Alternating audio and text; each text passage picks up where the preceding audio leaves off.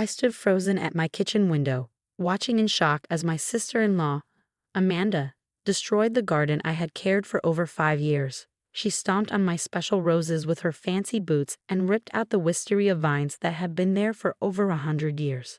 "This ugly garden has to go," she called out happily to someone I couldn't see. "Michael says a modern design will help sell the house faster." My hands shook as I gripped my phone, recording everything. The morning sun made every act of destruction clear as she tore through the plants, ripping out pieces of history. My name is Olivia, and at 35, I was watching my husband's sister destroy not just my garden, but my family's heritage. This 1880s Victorian home had belonged to my family for 4 generations. Every plant had a story. My great-grandmother had planted the roses. The herb garden followed designs from her old journals. The wisteria pergola had been the backdrop for generations of family weddings, including mine just 6 years ago. I had worked hard to restore the garden, even earning recognition from the local historical society. But now, Amanda was tearing it all apart, and I knew why. "This place will be worth more with a new look," she shouted. "We can put in a rock garden, maybe a fire pit. That's what buyers want." Then I heard my husband, Michael, "Just get it done fast, Amanda. I want the house ready to sell by next week." Of course he was in on it. 3 months ago, he told me he wanted a divorce. What he really meant was that he wanted to start over with his 25-year-old personal trainer. I had refused to sell the house. It had been in my family too long. Since then, Michael had been pushing me, complaining about maintenance and costs. When I still wouldn't agree, he moved out but kept his key. I should have changed the locks. A loud cracking sound snapped me back. Amanda was smashing a pergola with a crowbar. "Be careful," Michael warned. "We don't want injuries." I almost laughed. He cared about Amanda's safety, but not about destroying history. But I wasn't worried. I had planned ahead. 2 months ago, when Michael started talking about selling, I contacted the Historical Society.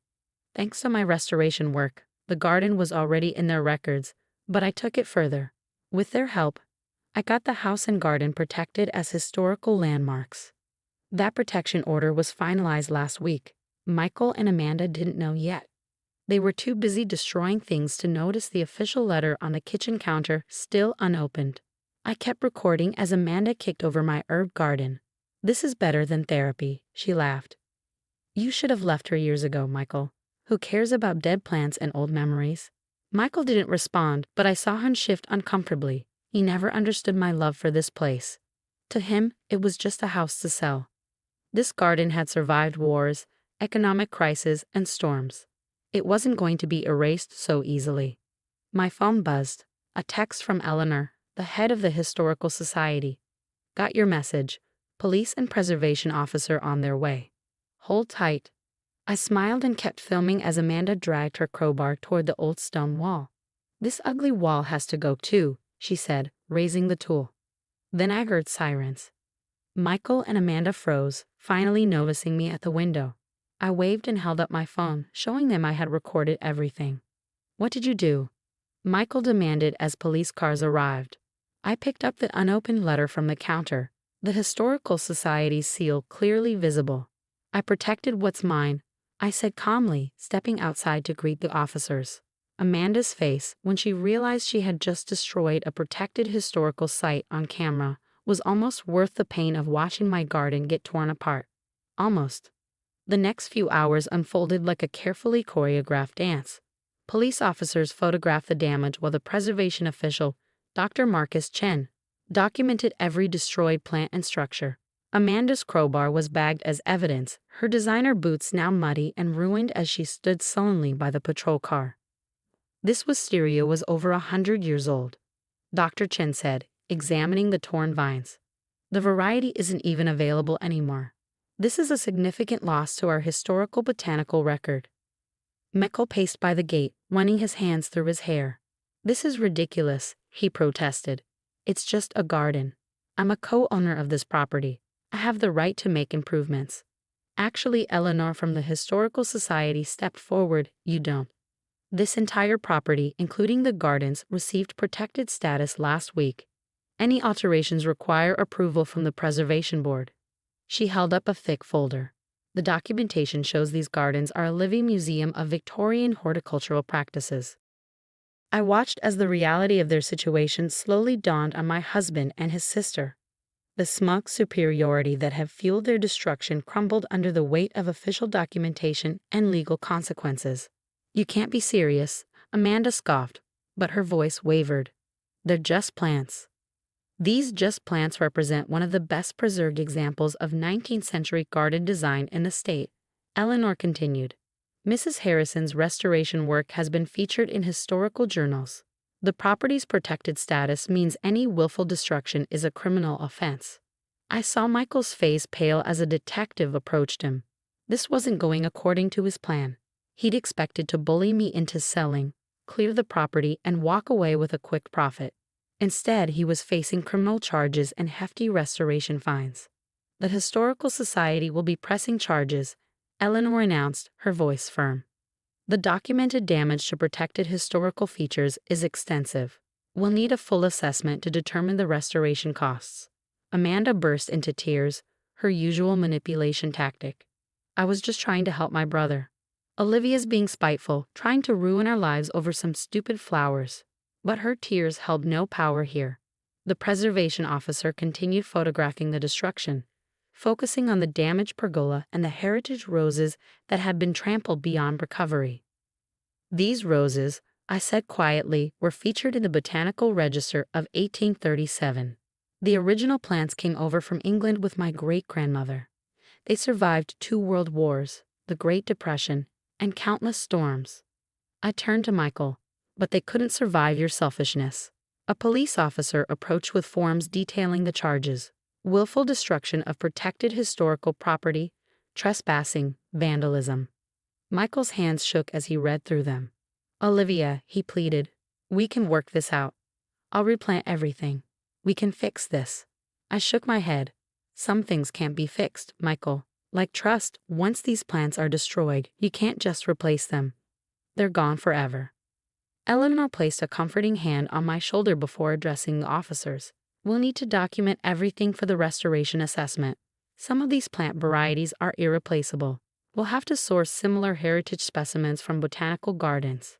As if to emphasize the magnitude of loss, a piece of the damaged pergola crashed to the ground, its century-old wood splintering on impact. Amanda jumped at the sound, kindly seeming to grasp the seriousness of what she'd done. "The preliminary estimate for damages," Dr. Chen announced, reviewing his notes, "is approaching 6 figures. The Historical Society will require full restoration using period-appropriate materials and methods." Michael's face went from pale to ashen. 6 figures? That's impossible. "The pergola alone is a registered historical structure," Eleanor explained. "It requires specialized craftsmen to rebuild using Victorian techniques. The botanical specimens, particularly the lost heritage varieties, are practically priceless." I watched as the officers led Amanda to their car for formal questioning. She'd stopped crying, replaced by a shocked silence as reality set in. Her attempt to help her brother divorce me had instead landed them both in serious legal trouble. Michael tried one last time to regain control. "I'll fight this," he threatened. "You can't prove we knew about the protection order." "The letter's right here," I said calmly, holding up the unopened envelope. "Delivered yesterday. Your choice not to read it doesn't change its legal standing. Besides," I gestured to my phone, "I have video of everything, including Amanda's comments about intentionally destroying the garden to force a sale." The detective took my phone as evidence, nodding as I described the morning's events. Each piece of documentation, from the Historical Society's records to my video, formed an airtight case against them. Standing in my devastated garden, surrounded by the destruction of my family's legacy, I felt strangely peaceful. Michael and Amanda had tried to erase my history, but in doing so, they'd only ensured their own downfall. 6 months after that devastating morning, I stood in my garden watching as restoration experts carefully replanted heritage rose specimens.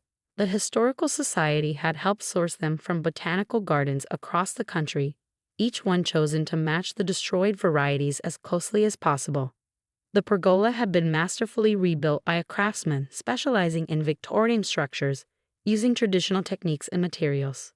It wasn't the same one that had hosted a century of family celebrations, but it carried forward the same historical significance.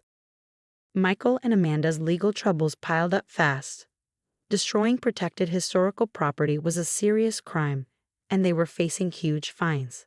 The restoration costs, nearly $300,000, forced Michael to sell his investments and Amanda to take out a big loan. Their plan had backfired. Instead of making money, Michael was going bankrupt. His new girlfriend left as soon as the financial trouble started.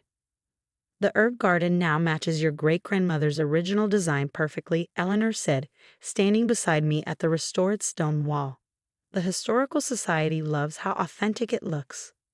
I nodded, watching workers carefully plant the herbs in their proper places. It's different but the same, like me.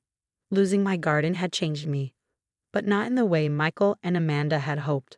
Instead of breaking me, it made me stronger. My work on the restoration gained attention from historical preservation groups across the country. I was invited to speak at conferences and had even started helping others restore their gardens. "You've turned this into something incredible," Eleanor said. "Your documentation will help protect other historical gardens in the future." She was right.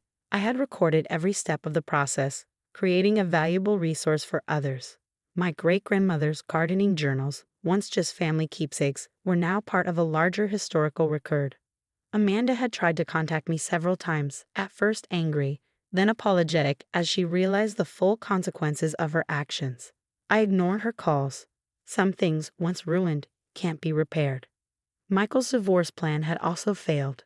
The judge did not look kindly on someone who tried to force the sale of a protected historical site, especially after destroying part of it. "The garden tours can start again next month," I told Eleanor. "The new plants should be ready by then." The monthly tours had been paused during the restoration. Starting them again felt like a fresh beginning, not just for the garden, but for me. "Oh, there's something else you should see," Eleanor said with a smile, handing me an envelope. Inside was an official letter. My property had been added to the National Register of Historic Places. Because of everything that happened, the garden had become even more important. "Your great-grandmother would be proud," Eleanor said softly. "You didn't just save her legacy, you made it even stronger." Looking around at the restored garden, I felt at peace. The roses were new, but they carried the same history as the old ones. The herb garden followed the same careful layout. Life, like a garden, is about growth. Sometimes destruction clears the way for something stronger. Michael and Amanda had tried to erase my past, but instead, they made it permanent. I noticed butterflies fluttering among the new flowers. Nature doesn't dwell on loss. It focuses on what's growing. I decided to do the same. "Time to plant," I said, picking up my tools. The Historical Society had approved a new section in the garden to tell its restoration story. Future visitors would learn not just about Victorian gardening, but about the importance of protecting history. As I knelt in the soil, continuing the work my great-grandmother started over a century ago, I felt grateful, even for the destruction. It had shown me my own strength. Some things, once broken, come back even stronger. My garden was proof of that. And so was I.